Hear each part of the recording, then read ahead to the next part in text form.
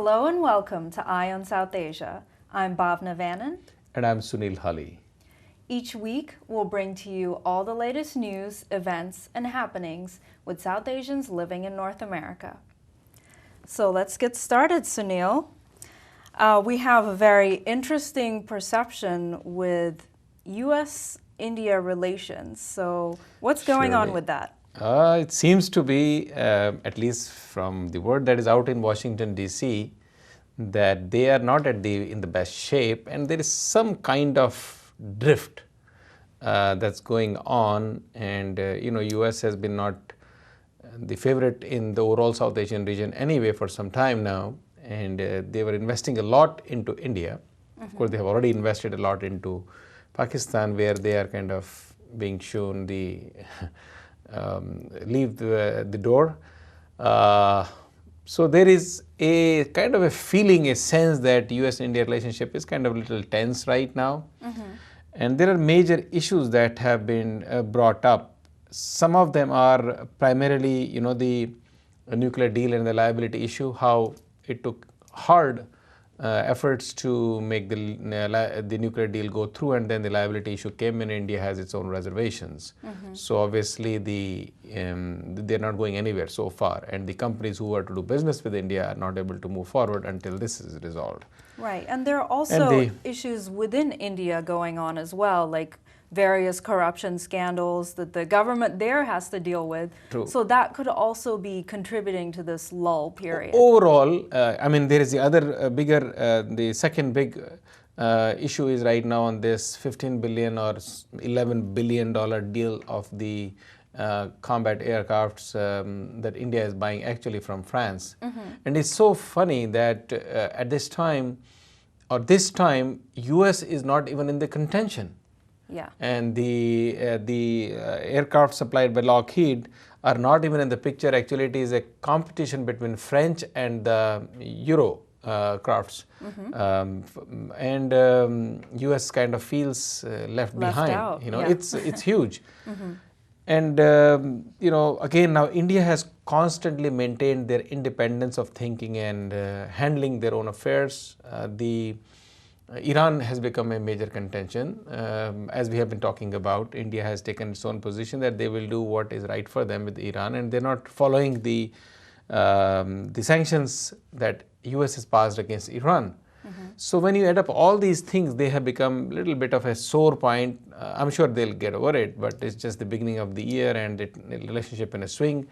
Again, like you mentioned, India itself is not in the best of shape, with New Delhi being continuously besieged by the corruption scandals left, right and center. Some of them we'll talk about as we go along. Right. Including, I'll tell you, the ambassador to US, Mrs. Nirupama Rao, has clearly taken a position. Look, you can't constantly expect ribbon cuttings, as she calls it.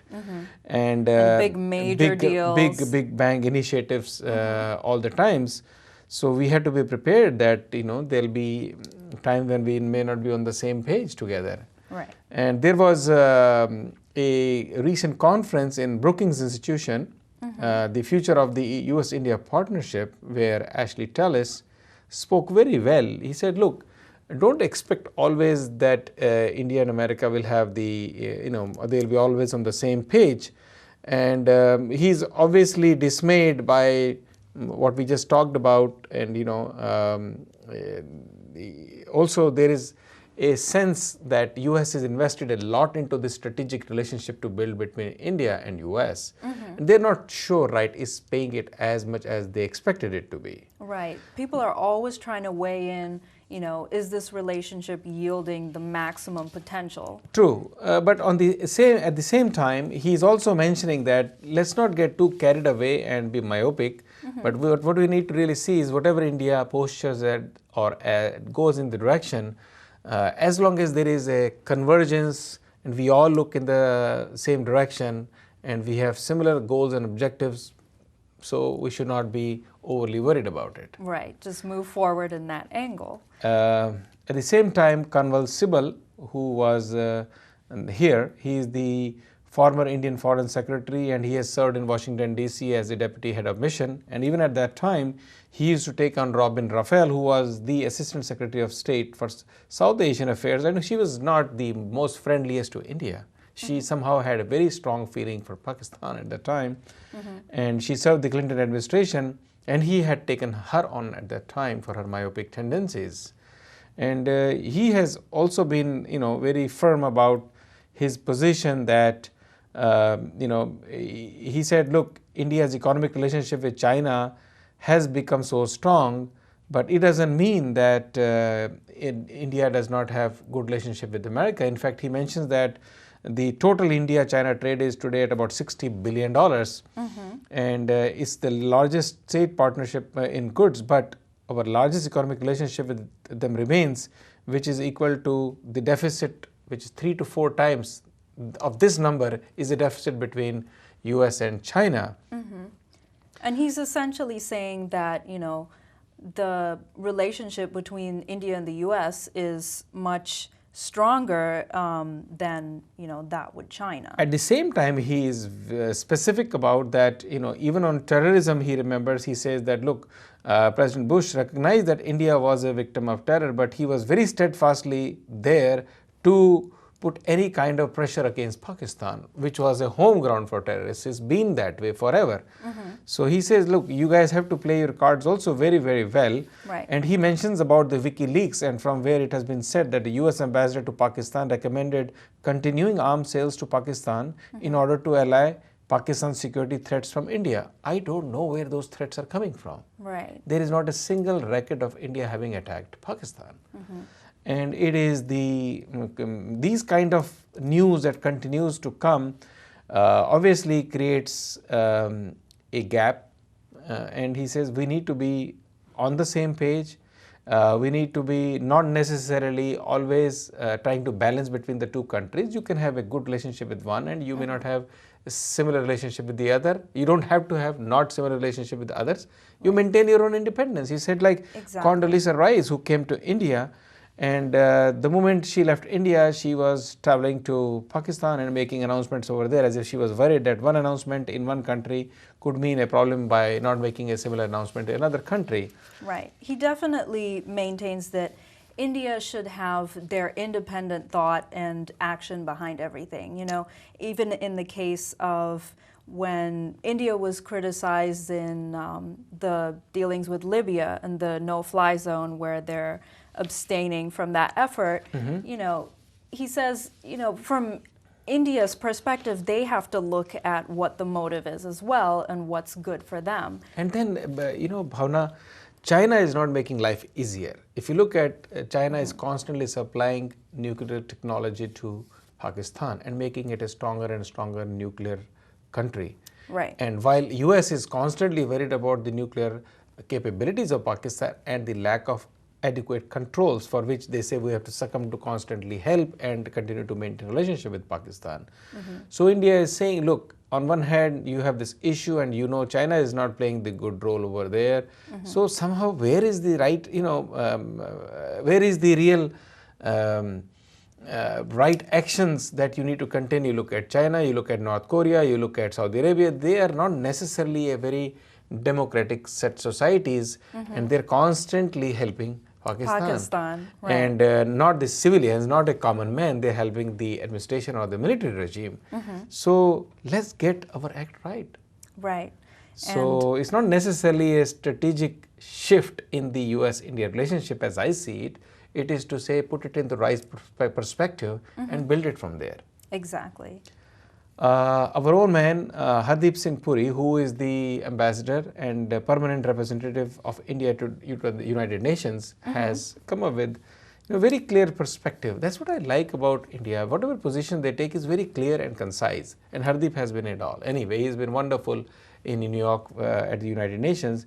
He said India is in favor of peaceful and inclusive political process to address the grievances of all sections in the Syrian society. Syria has been going through a constant turmoil. Lots and lots of people have lost their lives, and especially last 10 months, we have witnessed an increasing level of violence that has taken heavy tolls on civilians and security forces alike. Right. So he says we need to find a way which is not necessarily military or dictated from outside or their vision. It has to be an internal process. It has to be driven by political consideration, and Syrian people will have to have their desire to play a greater role in shaping their destiny. Absolutely. That's a very good presentation of a solution or position of India through Mr. Puri. So which is basically, let's go and find a political solution to Syria instead of military solution. Definitely. Yeah, I think India's support in this case is definitely going to uplift Syria, and hopefully a good resolution will come out of that. True. On a kind of a very silent note, there has been a very hurt feeling that Indian community has suffered in America because of recent death of the Indian American Lavita Gomes. And she died due to a hunger strike she had been observing in Chicago jail. And it's a very small issue. She was called for a jury duty, and now she is not a US citizen. Right. So she would not respond to it. She's not eligible for it in the first place. Exactly. And they summoned her. She refused the summons. She did not respond to them. And then they arrested her and put her in jail. And she was very upset. She's such a wonderful person. I mean, she was. And she used to work for earlier as a trainer for Delta Airlines. But then she said, the best way probably she was inspired by Mahatma Gandhi's peaceful protest, or maybe Anna Hazare, who did it in July, August in India against his own country. Right. And she went for a fast, and I think systems did not allow her, and she passed away. Right, that's and very this has created unfortunate. a furor amongst the community, even all over India. This has become a major issue that she was arrested for wrong reasons, and then she protested by observing a fast, and she lost her life. It's very unfortunate, and and through no fault of her own, really.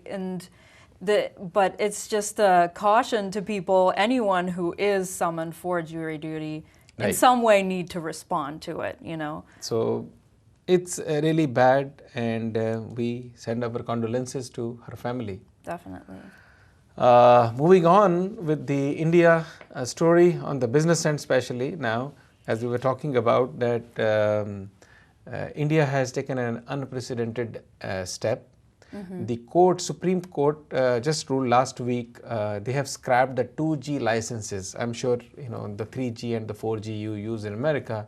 India had opened the similar licenses in India about I think 4 years ago, and a lot of companies had bid according to what was contended at that time, and 122 2G spectrum licenses were issued to a lot of companies. All right, and we're going to have to take a short break because we ran out of time for this segment, but we'll continue this discussion. Yeah, sure. So we'll take a short break with that, and we'll be right back on Eye on South Asia.